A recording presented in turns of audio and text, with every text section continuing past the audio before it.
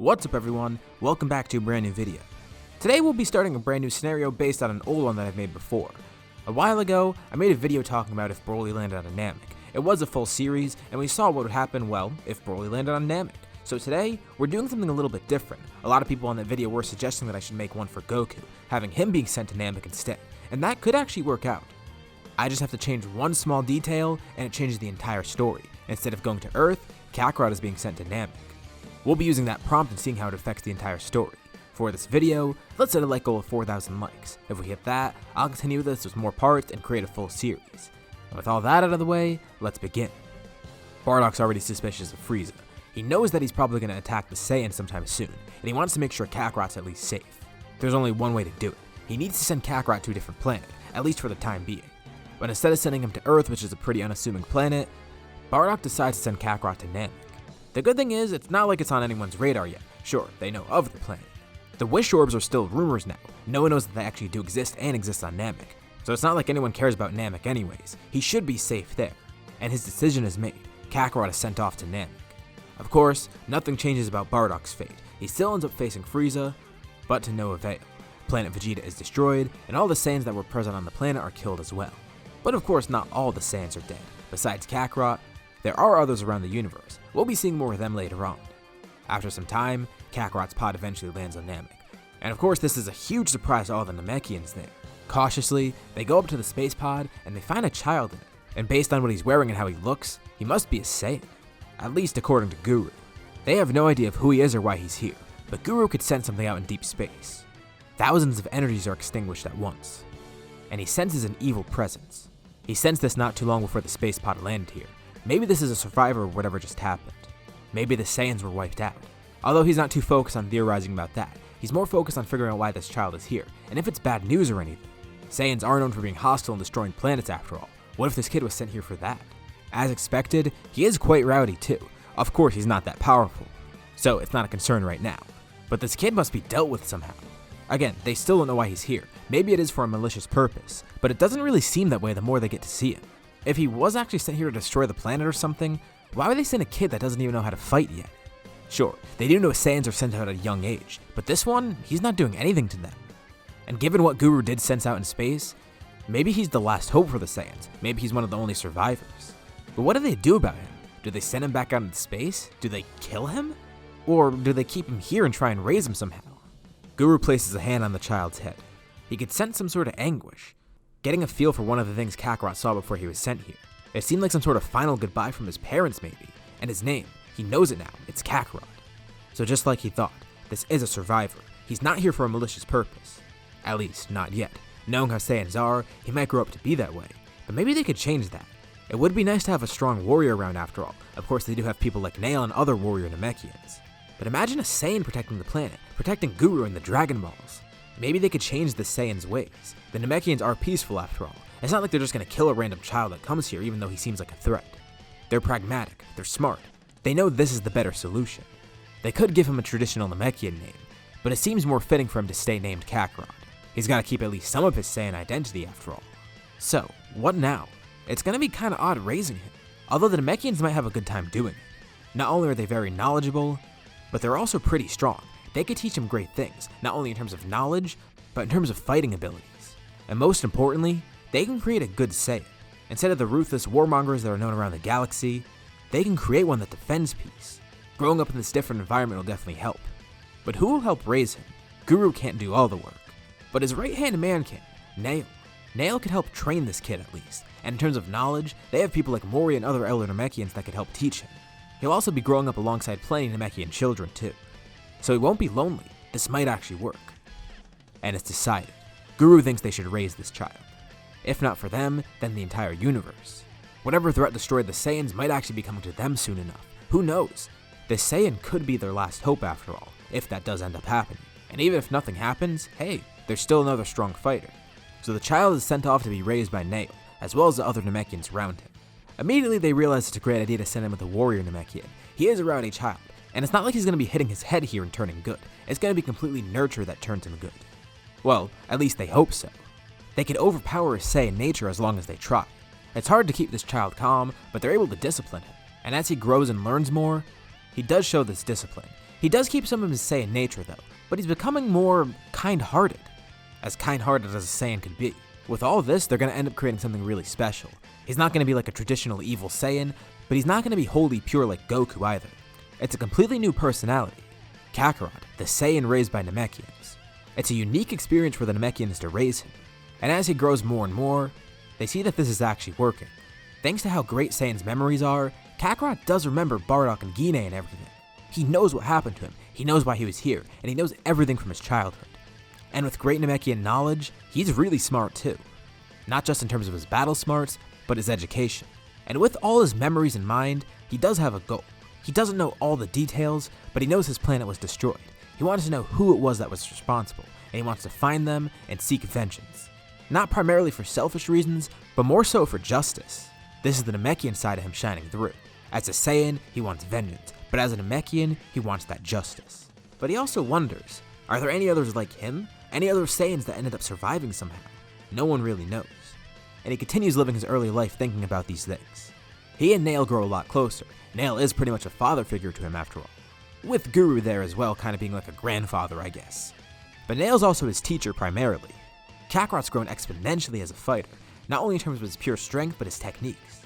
Especially in the environment he's growing up in, imagine how much potential he has. Saiyans do grow better in peaceful environments as we've seen. And not to mention, he could do some pretty great training. There's people all around him that could heal him. If he really needs, he could even take advantage of the Saiyan power boost. At first, the Namekians were kind of iffy on the idea of raising a Saiyan, but they've really warmed up to him since then. And now we reach an interesting point in the story. Right about now, Kakarot's a teenager. In terms of power, he's quite strong too. Way stronger than he was originally, actually. Of course, by now, Guru would have unlocked his potential, but beyond that he's had a bunch of training too. And even though he's weaker than a lot of other warrior Namekians, he's still pretty strong in his own right now. We'll place him at about 6,000. I think that's fair. It's pretty strong in comparison to where he was originally, but it's not too outrageous given the fact that he's had his potential unlocked and all the training he's gotten. But in his path to grow stronger, Kakarot finds himself in a detour. One day, a ship shows up on Namek, and it's not any weird alien ship or anything, it's a Namekian ship. No Namekians have gone into space recently, and the ship actually does look pretty old. They wonder what's going on, especially Kakarot. But then a few people step off. One of them is a Namekian. He's very old, and he's alongside two other people that aren't Namekians. A three-eyed man and a really small one. They actually look more like Kakarot than Namekians if anything. The two guys alongside the Namekians seem pretty tired, and just from how they look, they can sense desperation from them. Namekians go up to greet the people walking off the ship, and they introduce themselves. The Namekian is named Kami. He's the guardian of a planet called Earth. Alongside him is Tenshinhan and Chaozu, two of Earth's strongest martial artists, and two of the only fighters left. They explain who they are and why they're here. Let's rewind a bit. Back on Earth, things have gone very differently.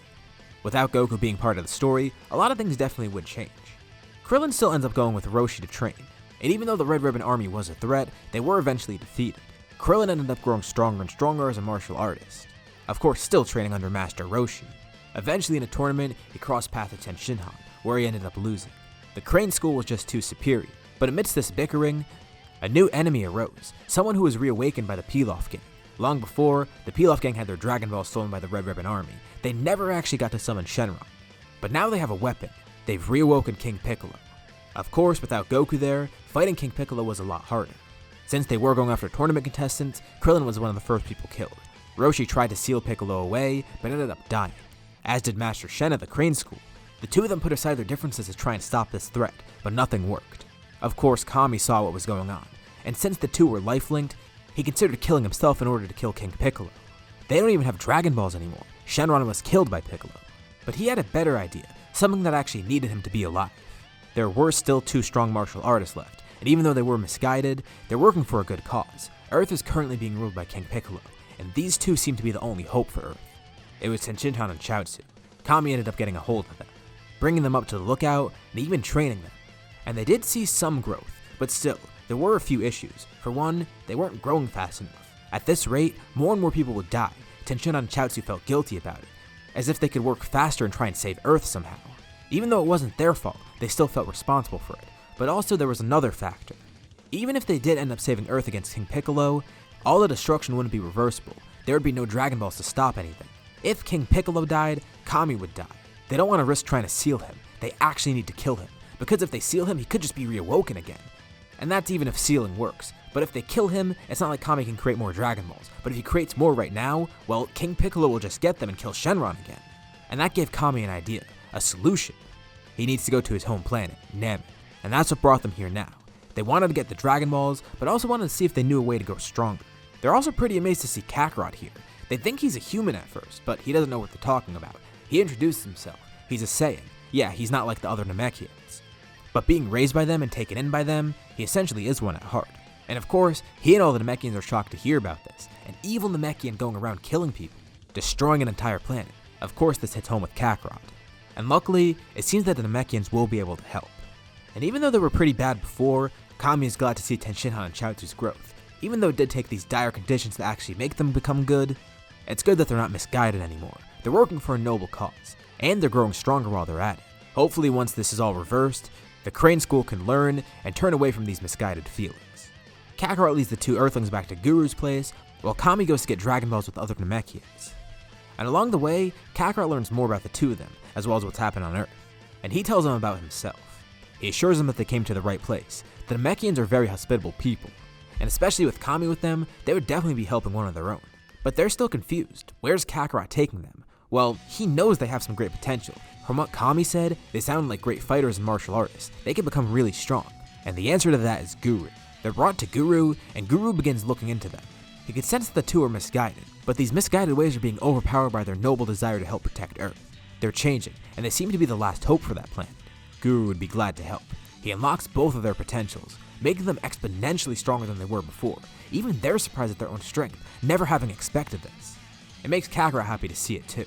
That's kind of how he felt when he had his potential unlocked. It brings back some good memories. Of course, they're still not as strong as him, not even close. And with the two of them having their potential unlocked, now they're ready to face King Piccolo. Unfortunately, it seems the Dragon Balls here won't really do too much for them. As they are right now, they're not strong enough to revive groups of people. They can only revive one person at a time.